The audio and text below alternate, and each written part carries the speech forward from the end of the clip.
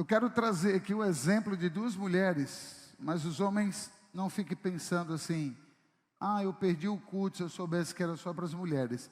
A palavra vai servir muito bem para a gente.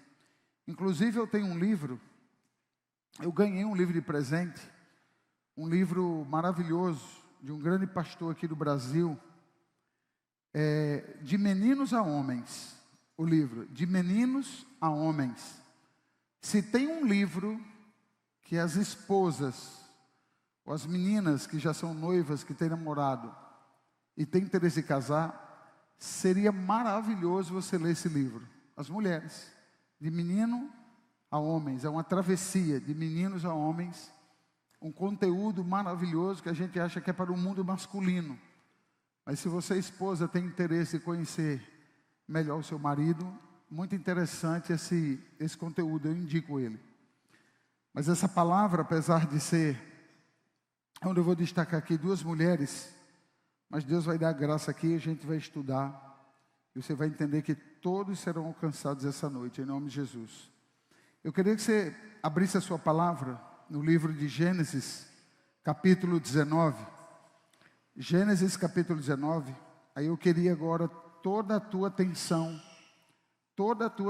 por favor, a palavra. Se uma criancinha estiver precisando de ajuda, a equipe, por favor, chega, os pais, para que a gente possa receber a palavra com tranquilidade. E a gente não perder o foco. Abra sua palavra em Gênesis, capítulo de número 19. Gênesis, capítulo 19, de verso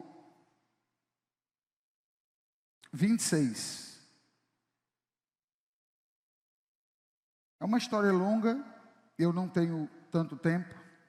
Nós vamos resumir aqui e você vai entender. Gênesis, capítulo de número 26. Acompanhe a leitura aí no telão, quem não tem a Bíblia.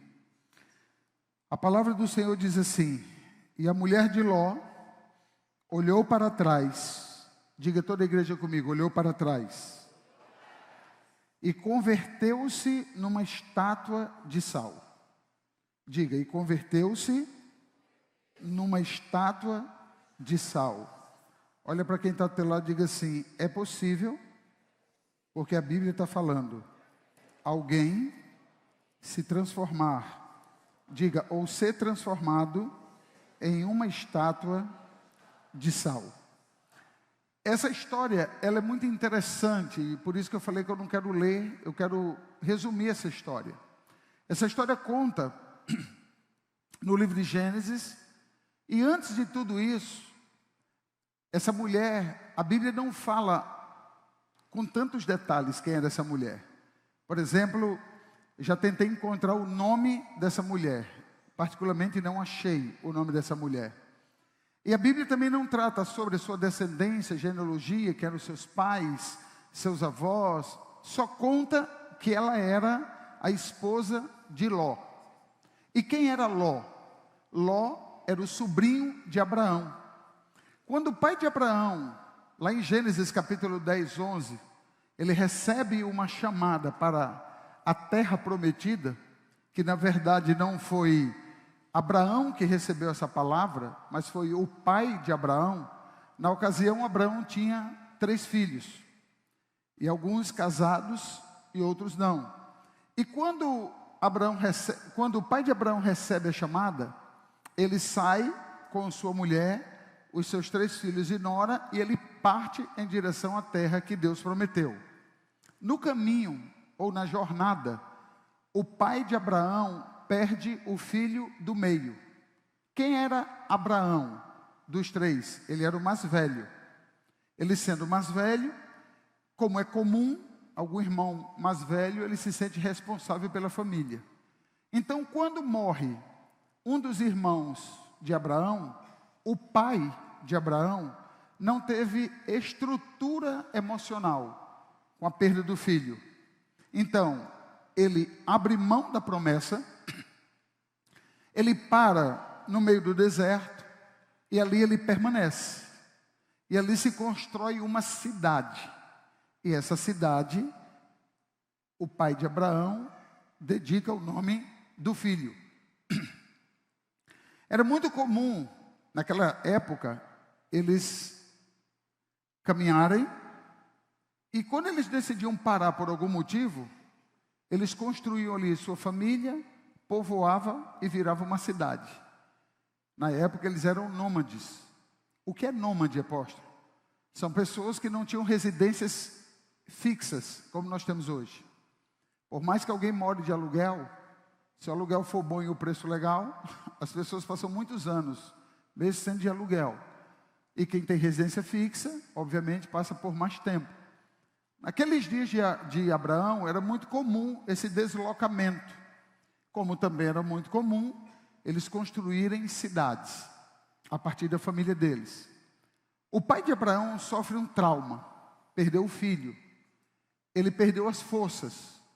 Ele deixou de olhar para Deus, e ele começou a olhar para a situação.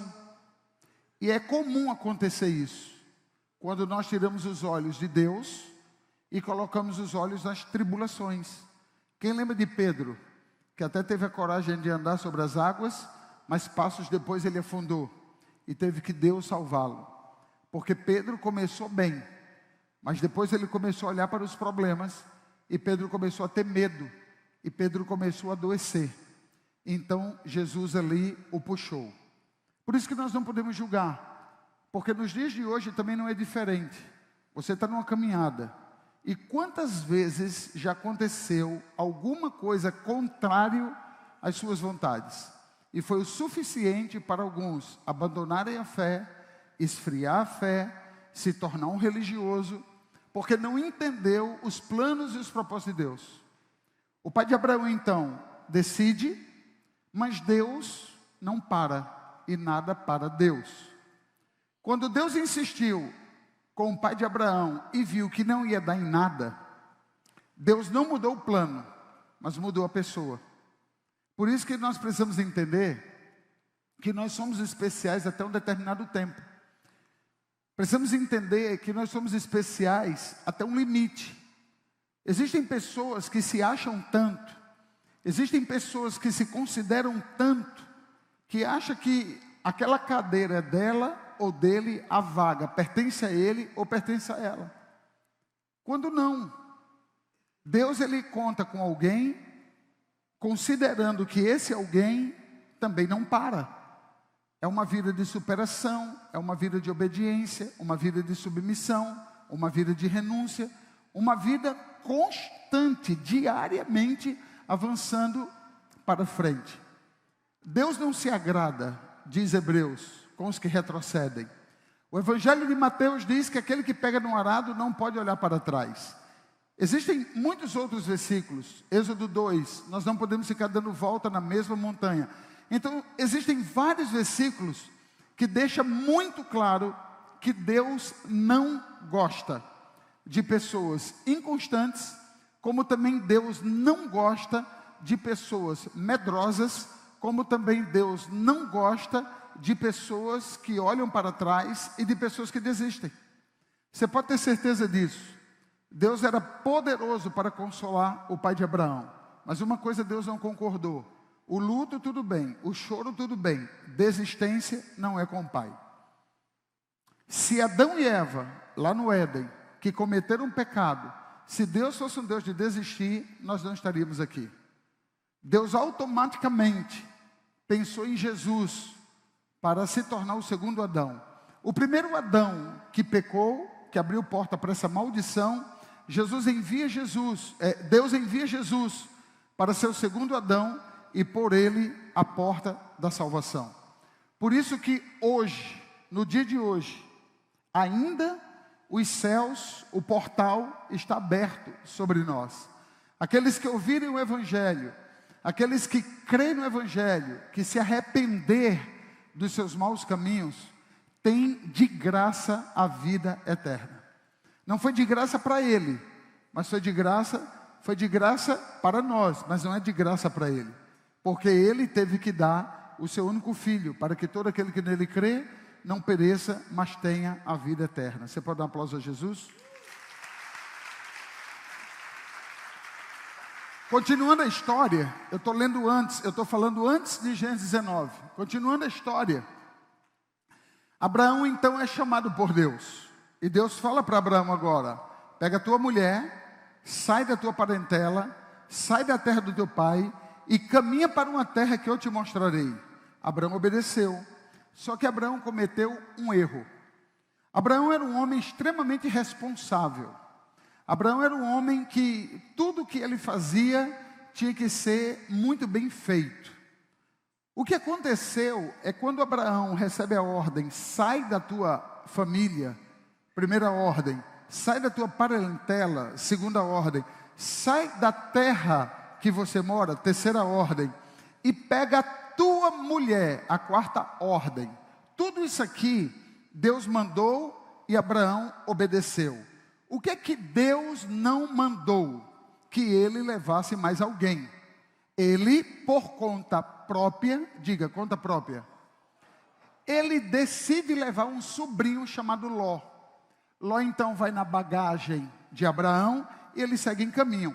Lá na frente, Ló começa a aprender com Abraão, Ló começa a trabalhar para Abraão, e a Bíblia diz que Abraão o torna rico, e consequentemente os que estavam debaixo da cobertura de Abraão se torna rico também. O problema é que lá na frente Ló começou a ser um cara extremamente ambicioso, Ló começou a ser ganancioso, Ló começou a ser interesseiro, e por causa desse coração, desse caráter desajustado, ele começa então a gerar conflitos e brigas com os pastores de Abraão. Os pastores de Ló, então perceba que Ló cresceu, porque ele agora tinha servos, ele tinha pastores. Os pastores de Ló começam a brigar com os pastores de Abraão. O texto diz que não foi Ló que foi repartir essa confusão. O texto diz que foi Abraão que entrou, chamou Ló e disse: Ló, vamos entrar em um acordo. Até aqui nós estamos caminhando bem. Mas parece que o teu progresso, parece que o teu crescimento está virando a tua cabeça. Então, para que não haja mais discussão, já basta o que passamos lá atrás. Eu perdi um irmão que inclusive era o teu pai. Então nós vamos fazer o seguinte: olha para as campinas de onde nós estamos, estou falando de terras, escolhe a terra que você quiser e eu te abençoo. Você vai com os pastores e você vai com a riqueza que eu te dei. Na cabeça de Abraão, melhor dizendo, no coração de Abraão, não está na Bíblia, mas é só você raciocinar. Se você caminha com uma pessoa, que essa pessoa veio do nada, que essa pessoa não tinha nada, e essa pessoa prospera e cresce, muda de vida do teu lado, e foi você o instrumento que Deus usou para abençoá-lo, o que é que você iria imaginar que essa pessoa te responder? A pessoa ia dizer, sabe o quê? Abraão pensou isso: não, meu tio, de forma alguma. Eu dispenso os pastores, me dê outros pastores, porque o Senhor me deu quando ninguém tinha nada para me dar. Eu me tornei órfão, e eu preciso agora da sua mão, da mesma forma como tudo foi no começo. Apesar de hoje estar melhor de vida, apesar de hoje estar rico, apesar da minha vida ter melhorado, mas eu não considero isso o suficiente para viver, porque a unção está em ti, eu preciso do Senhor. Escute aqui uma coisa: quando Abraão ouviu isso, na verdade Abraão não ouviu isso, quando ele disse, Ló, escolha o que você quer, Ló entendeu como uma grande oportunidade para se livrar de Abraão e ele ter vida própria. O livro de Êxodo, pulando um livro, existe um homem na Bíblia chamado Moisés. E quando Moisés é chamado para libertar o povo, Moisés percebeu que o povo, da libertação dos hebreus para a terra prometida, ele percebeu que o povo queria tudo o que Deus tinha para dar, mas aquele povo não queria Deus. O povo queria o milagre, queria comida, queria água, queria o pão, queria proteção, queria o livramento, queria a terra prometida, mas o povo não queria Deus. Existem pessoas assim hoje, que se Deus fizer o que eles querem, aí eles estão bem com Deus. Mas se Deus começar a mudar os planos e não fazer com esses o que Deus está querendo fazer na vida de outros, essa geração ou essa patota começa a entortar a cara para Deus, a fechar o coração para Deus e não querer mais saber de Deus. Por isso que Deus deixou registrado na Bíblia, porque Ele permite nos colocar em desertos de vez em quando. A Bíblia diz que o deserto serve para provar o coração do homem. O nível de obediência, o nível de submissão, o nível de paixão por Jesus, não está relacionado naquilo que eu faço, no que eu prego, ou no que eu canto, ou no meu dinheiro, ou no investimento que eu faço na obra do Senhor. Mas está relacionado ao nível que eu obedeço e que eu me submeto à vontade de Deus, mesmo sem entender. O deserto não é lugar, o deserto não é residência, o deserto não é moradia para os filhos de Deus. Deus nos fez e não nos quer em deserto, mas quando Deus coloca, é porque Deus quer nos provar. Deixa eu te dizer, Romanos diz, o livro de Romanos diz, que nem o próprio filho foi poupado. E se você olhar Mateus capítulo 4, está comprovado, porque a Bíblia diz que o Espírito Santo levou Jesus para onde? Para o shopping, para a lagoa, para uma nação. O Espírito Santo leva Jesus para o deserto. E quem aparece no deserto? O diabo, oferecendo a Jesus a mesma coisa que nos oferece hoje: riqueza, fama, glória, independência, carnalidade, prostituição. Tudo que o diabo oferece no mundo de hoje, o diabo ofereceu a Jesus no deserto. E o que é que Jesus dizia? Toda tentação que batia a porta do coração de Jesus, ele dizia: porque a palavra do Senhor diz, porque a palavra do Senhor diz, porque a palavra do Senhor diz, porque a palavra do Senhor diz, porque a palavra do Senhor diz, porque a palavra do Senhor diz. E a Bíblia diz que por isso em nada ele pecou. Jesus provou no deserto, Jesus provou na cruz, Jesus provou no Getsemane, Jesus provou quando o povo escolheu ele ou Barrabás. Todo mundo que escolheu Barrabás, olhe para mim, era o mesmo público que acompanhou Jesus por 3 anos. Aquele público que disse: crucifica-o, crucifica-o, e solta Barrabás, o ladrão, solta, mas a Cristo tem que ser crucificado.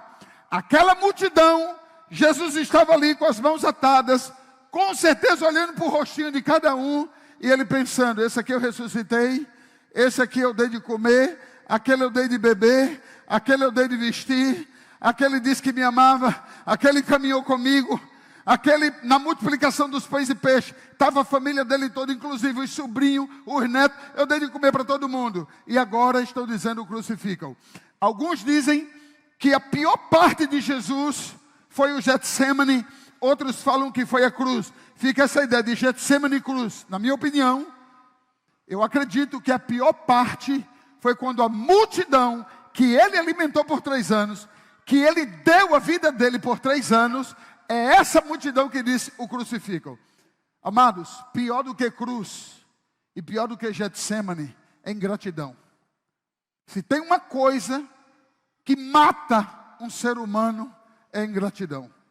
Por isso, mamãe, você que está aqui, mamãe que administra a sua casa, você tem que ter um discernimento absurdo, sobrenatural. Você tem que ter o sensor do Homem-Aranha, eu te abençoo, para que você saiba cercar a sua casa somente por pessoas que sejam gratas, pessoas que te amam, que amam a tua casa, que amam a tua família.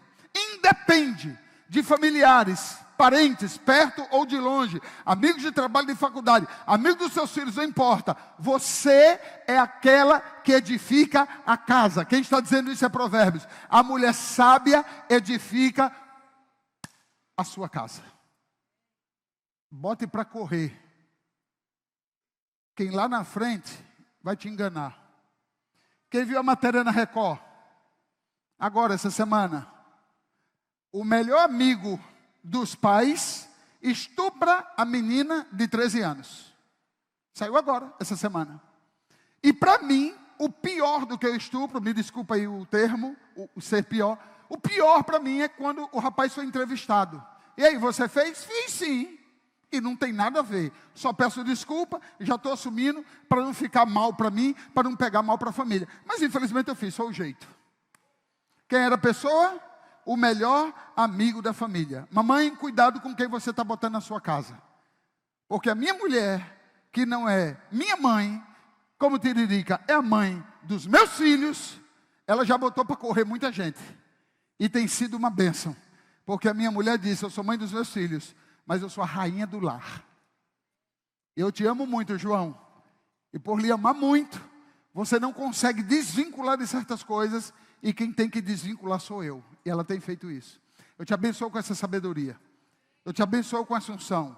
Eu te abençoo. Acho que você não está recebendo. Acho que as cortinas não estão deixando a minha voz chegar até você. Eu te abençoo com essa palavra.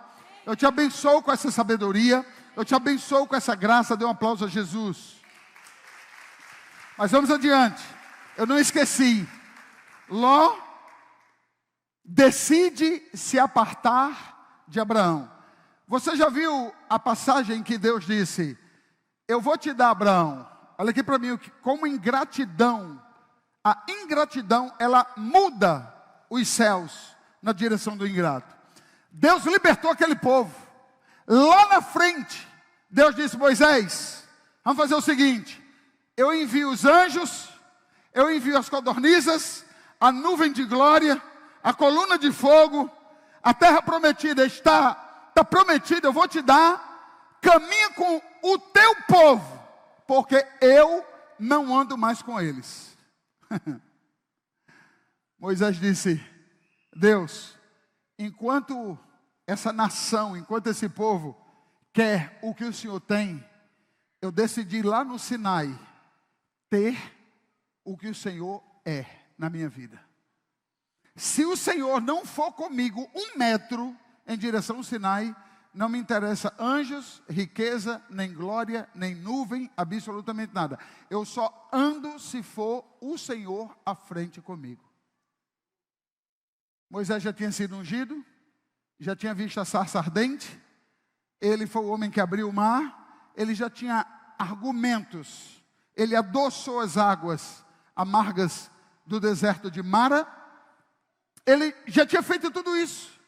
Então ele poderia dizer assim: eu sei como fazer, não preciso mais do Senhor, muito obrigado até aqui, daqui para frente sou eu mesmo. Ele ter tido todas essas experiências, já ser o homem que ele era, ele disse: eu não posso caminhar com o Senhor. Olha aqui para mim, queridos. Se eu pegar a figura de Moisés, ele morreu e não entrou na terra prometida, mas ele não perdeu na terra a glória de Deus.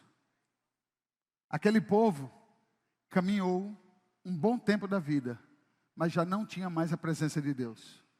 Ló, olha para mim, enquanto caminhava com Abraão, a glória de Deus estava sobre ele. O que isso quer dizer?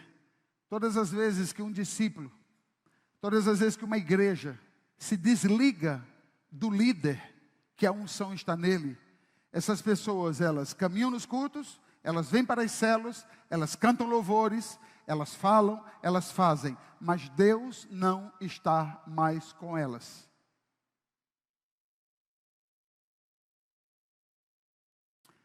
Quem lembra de Sansão? Oi.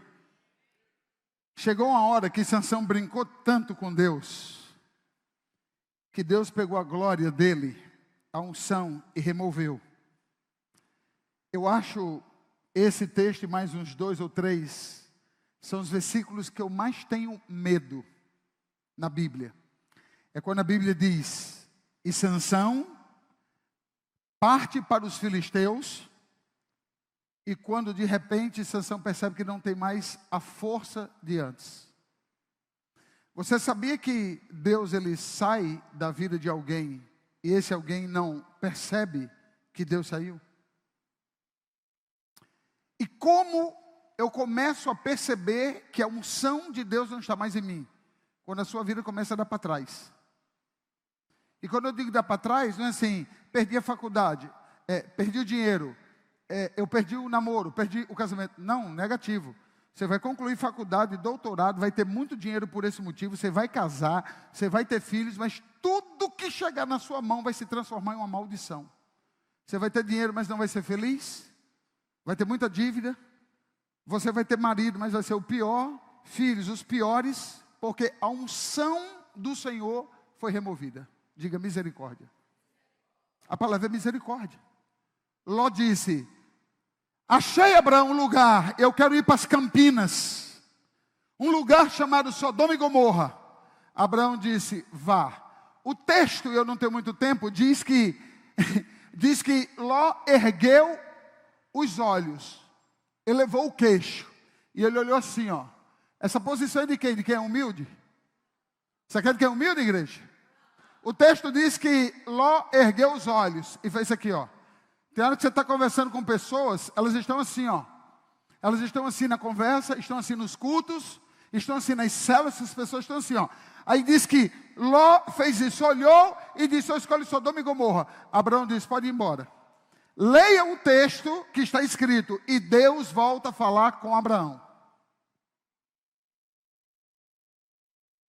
Coisas na sua vida que estão travadas, você precisa passar um pente fino, se não tem gente perto de você que Deus não quer. Porque enquanto Ló ficou com Abraão, Deus não falou mais com ele. O problema é que a gente é apegado demais às pessoas, a tudo nessa vida, menos a Deus. E a gente tem medo, a gente tem covardia de romper de verdade com coisas, para que Deus possa agir de forma poderosa na nossa vida. Mas a Bíblia diz, e Deus volta a falar com Abraão: olha para mim, Ló ergue a cabeça, por conta própria. Quando foi Abraão, a Bíblia diz, e Deus pega os olhos de Abraão e ergue Abraão a cabeça e pede para ele olhar. Abraão, meu filho, não faz como teu pai, por causa de uma decepção, abandonou tudo.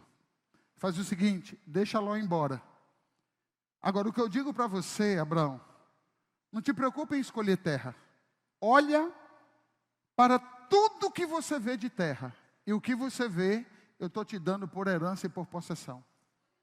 Abraão, aprende uma coisa: a bênção não está no lugar. A bênção não está nas pessoas que caminham contigo.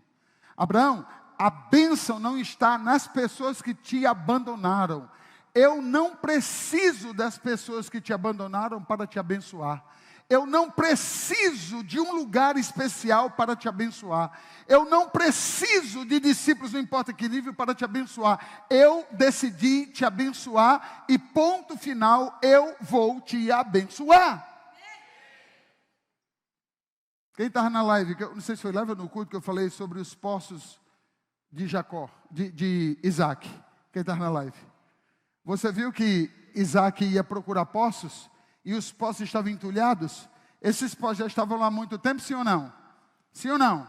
Estavam lá há muito tempo. Olha para mim, por que os filisteus agora disseram que os poços eram deles?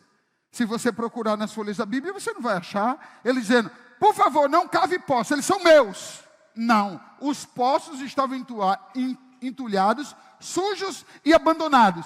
Isaac, por fé na palavra que Deus deu, começa a cavar os poços. E os poços começam o quê? A dar água. Ele cavou os poços, ele limpou os poços, ele tratou os poços, ele cuidou dos poços, e os poços agora começam a dar água. Quando começa a dar água, aí os donos aparecem. Opa, é meu. Não, pertence a mim. Queridos, deixa eu te falar uma coisa. Eu era um poço entulhado, cheio de sujeira, que não gerava nada. Você era um poço entulhado, que não gerava nada, que estava sujo. Um dia alguém, um Isaac da vida, te encontrou, se sujou para limpar você, se sujou para te colocar em lugares de honra, se sujou para que hoje tu possa ser uma pessoa reconhecida na tua família, que nem isso tu era. Se sujou para te tornar frutífero, se sujou para te tornar uma pessoa importante. Aí agora que você está prontinho, limpinho, bonitinho, dando fruto, vai aparecer alguém e vai dizer: não é ele que presta na tua vida, quem presta sou eu. Sabe o que acontece?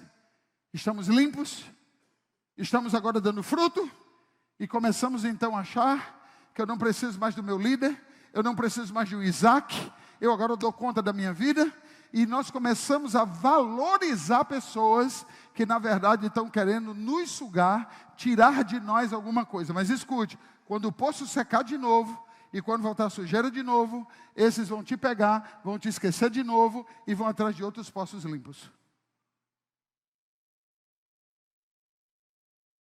Ló foi embora, e Abraão seguiu o rumo da vida dele. A história termina. Abraão, pai exaltado entre todas as nações, e Ló perde a família. Porque agora chega a história que Ló estava diante de uma terra linda, maravilhosa, mas era uma terra cheia de pecado. Essa terra chamada Sodoma e Gomorra tinha tanto pecado, tinha tanta desgraça nessa terra, que Deus decidiu exterminar aquele povo do dia para a noite. A Bíblia conta então, Gênesis 19, que vem 2 anjos, e o terceiro anjo é o próprio Deus, para na barraca de Abraão, libera uma palavra de profecia para ele, uma promessa, e Deus manda os 2 anjos e destruir Sodoma e Gomorra. Quando eles chegam para a destruição de Sodoma e Gomorra, eles se preocupam dizendo: Ló, pega a tua mulher, e o texto diz que ele tinha 2 filhas, diga, 2 filhas. Pega a tua mulher, e antes que o dia amanheça, olha a velocidade de novo do que Deus exige das nossas ações. Antes que o dia amanheça, pegue sua mulher, suas 2 filhas, e pegue a sua bagagem e desapareça dessa terra. O texto deixa claro que Abraão, que a sua mulher, que não tem nome, e as suas 2 filhas, resistem em obedecer à vontade de Deus. Aquela terra estava tão prostituída, a abominação estava tão absurda, que os anjos que apareceram na casa de Ló estavam vestidos com roupas de homens. Os homens da cidade cercaram a casa de Ló e bateram na porta e disseram: nós queremos esses homens, porque nós queremos possuir esses homens, nós queremos ter relações com esses homens. E os anjos tiveram que se esconder na casa, segurando a porta, para que a imundícia daquela cidade não arrombasse a porta e não possuísse os anjos em uma relação. Os anjos disseram: você está vendo como está a situação? Você precisa urgente sair daqui. A Bíblia diz que com muita dificuldade Ló sai. Mas a mulher, ela virou uma estátua de sal. Por quê? O texto diz: ela olhou para trás. Olhar para trás é esse gesto aqui. Olhar para trás, eu estou andando, eu olho e volto. Ela foi transformada em estátua porque ela olhou para trás. Olhar para trás no original foi: você pode ir, marido, filhos, você pode ir, mas eu não vou largar essa terra. Olhar para trás é ter dito não à ordem de Deus. Deus disse: vá. Ela disse no coração: eu fico. Por que ela ficou? Porque ela era uma mulher idólatra. Por que ela ficou? Porque ela construiu riquezas naquele lugar. Por que ela ficou? Porque ela não abria mão dos seus costumes e não abria mão da sua cultura, mesmo que errada, mas ela decidiu. Queridos, olha por favor, quem é a mulher de Ló? Uma mulher que não abriu mão do passado. Essa palavra aqui cabe muito bem às mulheres. Eu estou falando de uma mulher. Mas todos os homens que estão aqui, inclusive eu, será que ninguém aqui não ficou preso no passado? Será que ninguém aqui, homens e mulheres, ainda não está preso no passado? Conhecida como uma mulher que virou estátua de sal, por ter decidido ficar em Sodoma, agarrada aos bens, aos ídolos e ao passado. Quem foi essa mulher na Bíblia? Foi o exemplo de uma mulher, de uma pessoa que não confiou em Deus. Ela recebeu uma ordem de Deus. Deus disse: eu vou dar uma chance a Ló. Eu estou te chamando para você, junto com o teu marido, reconstruir a sua vida. Mulheres, mães, homens que estão aqui, eu não sei o que é que você tem passado, eu não sei como é a sua história, mas eu estou dizendo: Deus quer reconstruir a sua vida. Ou Deus quer começar algo novo na sua vida para alguns, aí cada um está no tempo de Deus, ou então Deus está decidido aqui a começar na vida de alguns, mas Deus também está decidido a recomeçar na vida de outros. Porque aquela mulher ficou em Sodoma. É mais fácil ficar na mágoa, é mais fácil ficar lambendo ferida, é mais fácil ficar no mimimi, é mais fácil ficar procurando pessoas para estar condenando outras e julgando outras e fofocando sobre outras. É mais fácil ficar contando a história do passado. É mais fácil não crer no que Deus pode fazer. Porque é mais fácil, porque não exige nada de você a não ser a comodidade. Ficar em Sodoma, mesmo correndo o risco de perder a vida, ela decidiu ficar. Qual o desafio? O desafio é decidir perdoar. Tem que perdoar, vamos perdoar. É ressentimentos que tem no coração, tem que decidir, então vamos decidir por esse negócio. Eu não confio mais em ninguém. Tem um bocado de gente também que não confia mais em você. Tem um bocado de gente que está te evitando. Eu quero acabar com esse mimimi. Você pode pegar a gente que está presa no passado, é porque as pessoas têm que ter um profeta de Deus, para dizer: acorda, querido, acorda, querida. Tem um bocado de gente também que não te suporta. Tem um bocado de gente também que não quer saber mais das suas conversas. Então Deus não estava disposto a ficar ouvindo o passado da mulher de Ló. O que ele queria era: avança. Eu estou te dando uma chance. A chance é agora. E Gênesis capítulo 19 diz que o enxofre e o fogo, antes que o dia começasse a amanhecer, começou a cair na terra. Rapaz, eu acho que Ló acordou com toda a resistência, mas acho que a primeira pancada no teto dele, o que é isso? É as pedras de enxofre. Meu Deus do céu, pegou as coisas, saiu correndo. Vamos, mulher, vamos embora. Quando ele olhou, ela parada: eu não saio daqui. Aqui eu vou ficar. A história conta que ela ficou e Ló foi embora. Mas a maldição já tinha pego a família. Lá na frente, a história conta que Ló já estava velho. E uma das filhas, diga filhas, tira a roupa de Ló e tem relações com ele. E ela volta para dizer à irmã a maldição que tinha feito. Olha que história bonita. Olha que história linda. Só porque decidiu ficar para trás. Mamãe, Igreja do Caminho, convidados, preste atenção uma coisa. Essa mulher marcou a história dela como aquela que olhou para trás, fez o que não devia, amou o que não deveria amar, deu ouvidos a quem não deveria dar. Terminou o marido viúvo, terminou ela morta e terminou as próprias filhas abusando fisicamente do pai. Tem muita coisa nessa vida que nos faz, parece que é uma força contrária, fazer com que a gente vire e a gente fique levitando e gravitando no passado. Eu aconselho há mais de 30 anos. E esses líderes de célula têm a maior riqueza dessa vida que sou eu. Eu tenho ensinado a igreja, os líderes principalmente. Quando você sentar com as pessoas, ouçam o que elas vão falar. Dê 5 minutos e deixe elas falarem o que elas quiserem. Sabe o que é que você vai ouvir? A mesma ladainha de 1 ano atrás, de 2 anos atrás, de 3 anos atrás, de 5 anos atrás.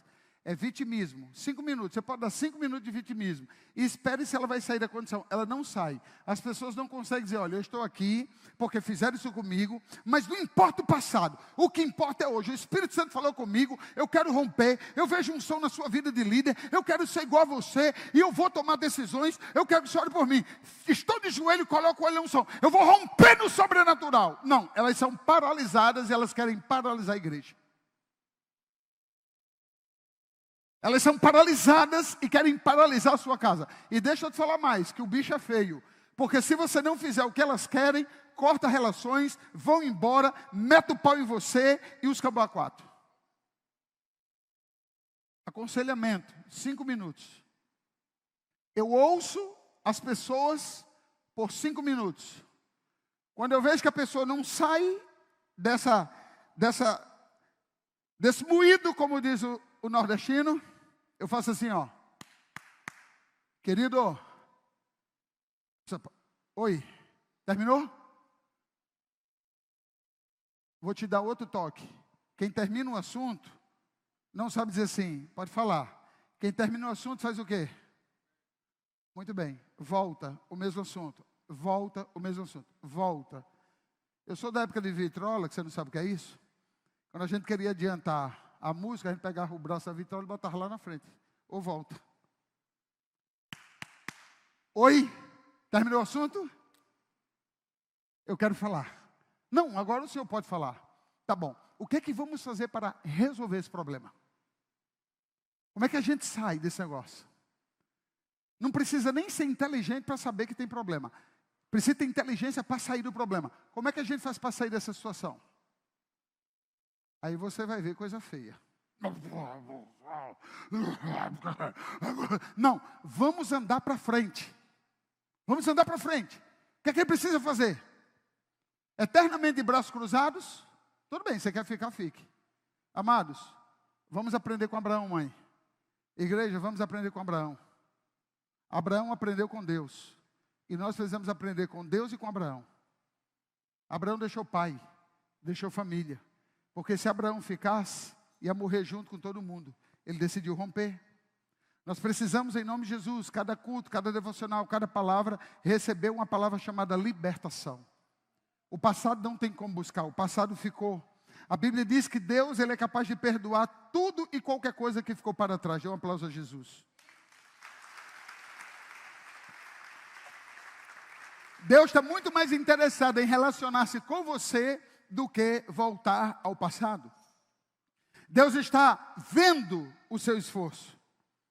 Deus está vendo a sua dedicação, mãe. E quero te dizer, mãe, que Deus vai te honrar. Eu quero dizer à igreja, Deus vai te honrar. Eu acho que você não recebeu essa palavra. Deus está vendo o esforço de cada um avançando para frente. Deus está vendo a luta de cada um avançando para frente. Deus está vendo o esforço de cada mãe nesse lugar, de cada homem nesse lugar. E por isso Deus gosta de quem se esforça e Deus vai te honrar. Diga, anda para frente. Quem anda para trás é o quê?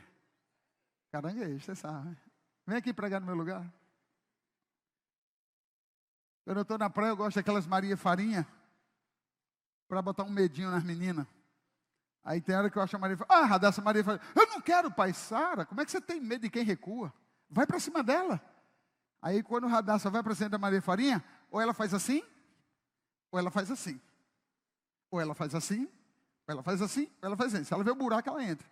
Você já viu Maria Farinha dizer, o que foi que houve aí? Liguei para dar uma costurada.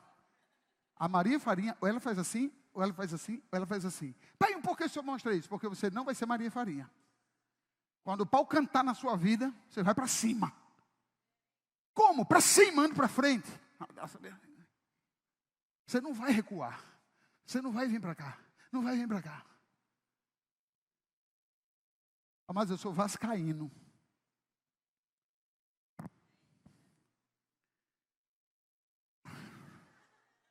Se rir, vai morrer. Mas eu sou vascaíno de coração. Porque Deus se move por sinais. Urubu é macumba. A cruz, Cristo estava lá. Mas deixa para lá. Está repreendido. Mas eu estou com tanta raiva do Vasco. Se eu fosse milionário, eu não comprava o Vasco. Eu comprava uma bomba para soltar no São Januário. Mas me deu tanta raiva esses dias, porque é um time que vai, que se mexe, e que volta, e a gente fica naquela angústia, e não sai gol. Aí os times de fora entram na nossa casa, está vendo como eu sou Vasco? Entra na nossa casa, os caras fazem um gol, e o Vasco não reage. Eu fico chutando na sala, desgraçado. Eu não posso liberar a palavra de morte. Um dia eu assistindo um jogo, eu disse que essa trave cai, a trave caiu. Não me pergunte se foi coincidência. O Vasco vai, e não vai. Você assistir um jogo do time que você gosta, os primeiros 15 minutos é muito bom, na trave. Chutou. Ixi, isso é América, é? Chutou. Bicicleta bateu para fora. Esse quando dá 35 minutos, rapaz, é uma xingação. Por que a xingação? Porque a esperança foi embora.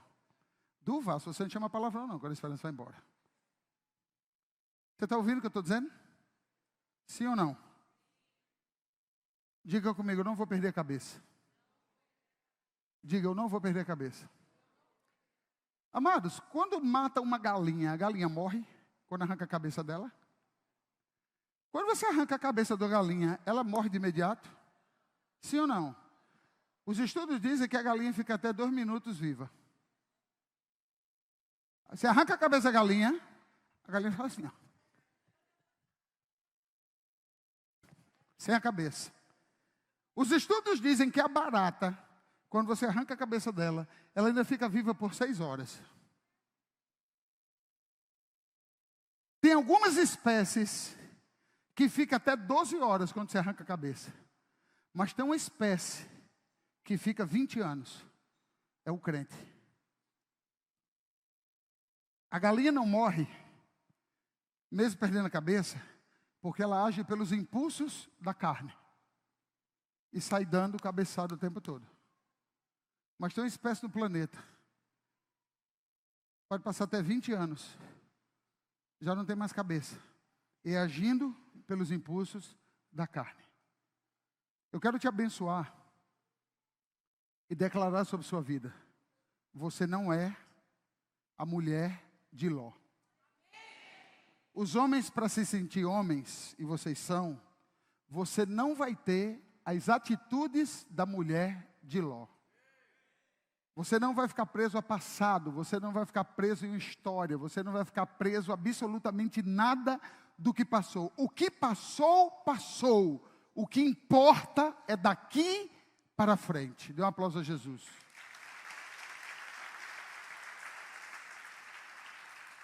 Agora, escute essa história. Grande multidão o seguia, comprimido. Escute isso. Grande multidão o seguia, comprimido. Aconteceu que certa mulher, que havia 12 anos, quem é ela? Oi. Há 12 anos vinha sofrendo de uma hemorragia. E muito padecia a mão de vários médicos. Tendo despedido tudo quanto possuía, sem contudo nada aproveitara, antes, pelo contrário, indo a pior. Tendo ouvido a fama de Jesus, diga a fama de Jesus, vindo por trás dele, por entre a multidão, tocou-lhe a veste, porque dizia, se eu apenas lhe tocar as vestes, ficarei curada. Que história é essa? De uma outra mulher. O quadro aqui apresenta uma mulher com o útero ferido, uma mulher que sangrava há mais de 12 anos. Aí os problemas por causa desse sangramento apareceram. A tradição judaica considerava uma mulher sangrando impura, e o problema só não era a impureza dela, mas tudo que ela tocava era considerado impuro. Ela não podia entrar no templo, ela não podia ter seu tempo de adoração, ela não poderia falar, porque talvez uma saliva tocando em alguém seria considerada impuro ou impura. Já tinha gastado tudo, e agora essa mulher escuta sobre Jesus. Olha aqui para mim. Qual é a área da tua vida que você sangra? Essa mulher estava sangrando há 12 anos. Tem gente sangrando talvez há 6 meses. Sangrando há 1 ano. Sangrando há 5 anos. Talvez tenha casamento aí que está pelas tabelas. Você tem feito as coisas não têm dado certo. Deixa eu te falar uma coisa. Essa mulher ouviu sobre Jesus. E essa mulher teve fé o suficiente de fazer o contrário que a mulher de Ló fez. A mulher de Ló ficou agarrada ao passado e não quis ouvir Deus. Essa mulher estava agarrada a tudo que ela poderia fazer para salvar sua própria vida. Mas quando alguém falou de Jesus para ela, não era só Jesus estar ali. Alguém disse para ela, Jesus é a cura. Essa mulher pegou o passado dela, essa mulher pegou todos os investimentos que ela fez, deixou tudo de lado e correu em direção a Jesus. Sabe qual é a certeza que eu tenho? Ela era uma judia e a tradição estava dentro dela. Se ela tocasse nesse copo, esse copo tinha que ser queimado, exterminado, porque estava agora impuro porque ela tocou. Você sabe qual é a certeza que eu tenho? Ela foi na dúvida, mas ela foi na fé. Ela foi na fé, mas ela foi na dúvida. Dúvida por quê? Porque se tudo que ela tocasse ficava impuro, o que é que ela entendeu? Se eu tocar em Jesus, Jesus vai ficar o quê? Impuro. Só que o problema, queridos, ou a bênção, é que ela tocou em Jesus. E o milagre aconteceu. Por causa da sua fé, por causa da decisão de não ficar presa no passado, na doença, ela tocou em Jesus. E quem tem fé, vê milagres. Aquela mulher tocou em Jesus tendo a certeza, escute o que eu estou lhe falando, ouça, tendo a plena convicção de que ela seria repreendida por Jesus. Ela teve a certeza de que Jesus não aceitaria. Ela tinha certeza que Jesus ia procurar uma casa rapidamente para trocar sua roupa, porque agora ele estava impuro. Era o que tinha no coração daquela mulher. Você sabe o que é que eu estou querendo pregar com isso? Muitos de nós não nos aproximamos de fato de Jesus, apesar de estar dentro da igreja. Apesar de falar desse Deus e crer nesse Deus, nós não nos aproximamos, nós nos entregamos de fato a Ele, porque nós não confiamos como cantamos, não confiamos totalmente como falamos. Nós lemos a Bíblia, mas parece que esse Jesus, Ele ainda não é tão claro para mim como Ele não era claro para essa mulher que sangrava 12 anos. Ela foi, mas ela tinha certeza que Jesus poderia rejeitá-la, que a roupa de Jesus ficaria impuro, ou Jesus consideraria impura a sua roupa porque tocou nela. Mas ela foi. Eu quero te dizer em nome de Jesus, você precisa ir. Você precisa voltar ao primeiro amor. Você precisa voltar à sua paixão por Deus. Você precisa amá-lo sobre todas as coisas.